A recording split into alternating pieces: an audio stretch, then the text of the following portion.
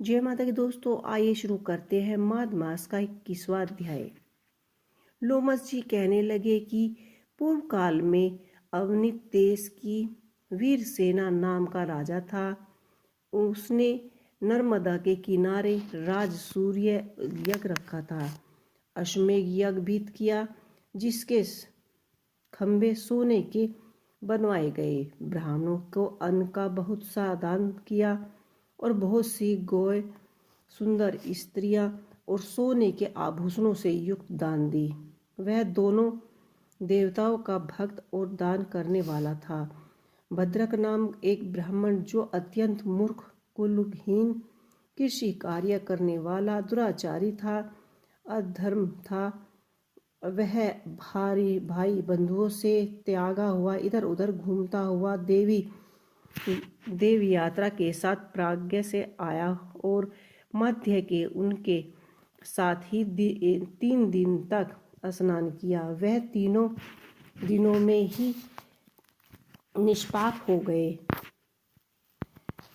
फिर वह अपने घर चला गया और वह ब्राह्मण और राजा दोनों एक ही दिन मृत्यु को प्राप्त हुए। मैंने इन दिनों को बराबर इंद्रलोक में देखा। तेज, रूप, बल, स्त्री, वस्त्र आदि आभूषणों में दोनों समान थे। ऐसे देखकर उनके महात्म का क्या कहा जाए। राजसूय यज्ञ करने वाला स्वर्ग का सुख भोग कर फिर भी जन्म लेता है, परंतु संगम में स्नान करने वाला जन्म मरण से रहित हो जाता है। गंगा और यमुना के संगम की हवा के सर्प से ही बहुत से दुख नष्ट हो जाते हैं। अधिक क्या कहें, किसी भी तीर्थ किया जाए या माघ मास का स्नान किया जाए,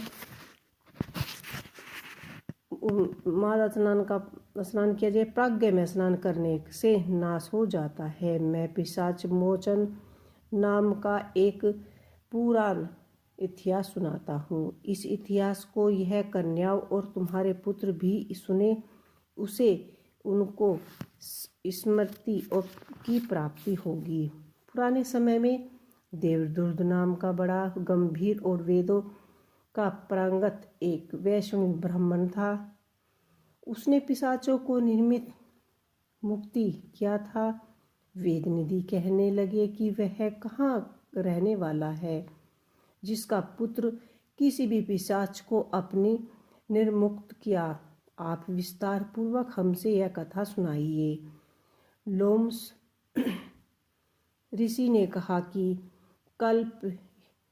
कल्पनस यज्ञ से निकले हुए सुंदर सरस्वती के किनारे पर उसका स्थान है। जंगल के बीच में पुण्य जल वाली सरस्वती बहती है। वन में अनेक प्रकार के पशु भी विचरते हैं। वह उस ब्राह्मण के श्राप के भय से पवन भी बहुत सुंदर चलती है तथा समय पर वर्षा भी बरसती है और वन क्षेत्र रथ के समान था। उस जगत आश्रम में धर्मात्मा देवदूत रहता था। उसके पिता का नाम शुभ मित्र था और वह लक्ष्मी के वरदान से उत्पन्न हुआ था। वह सदैव अत्यंत आत्मा को स्थिर रखता था।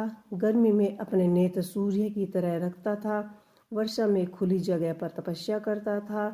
हेमंत ऋतु में सारासर सरोवर में बैठा हुआ त्रिकाल संध्या करता और जितेंद्रिय और सत्यवादी भी था। उसने आप गिरे हुए फल और पत्तियों का भोजन करता था। इसका शरीर सूख कर केवल हड्डियों का मात्र रह गया था। इसी प्रकार उसको तप करते हुए वहाँ पर हजारों वर्ष बीत गए। तप के प्रभाव से उसका शरीर अग्नि के समान प्रज्वलित था। विष्णु जी की प्रसन्नता से ही वह अपने कर्म करता और दृढ़ची ऋषि के वरदान से ही वह श्रेष्ठ विष्णु हुआ था। एक समय उस ब्राह्मण ने वैशाख महीने में एकादशी को हरि की पूजा कर उसकी सुंदर स्तुति तथा विनती की। उसकी विनती सुनकर भगवान उस पर गरुड़ पर चढ़कर उसके पास आए।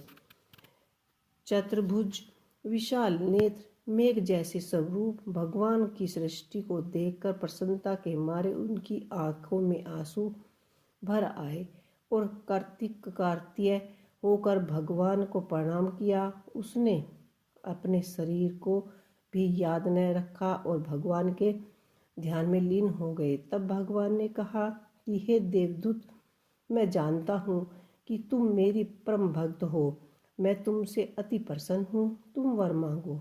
इस प्रकार भगवान के वचन सुनकर प्रेम के मारे लड़खड़ाते हुए वाणी में कहने लगे कि हे देव, अपनी माया से शरीर धारण करने वाले, आपका दर्शन देवताओं को भी दुर्बल है। आपका दर्शन भी हो गया, मुझको और क्या चाहिए। मैं सदैव आपकी ही शक्ति में लगा रहता हूँ, भक्ति में लगा रहता हूँ।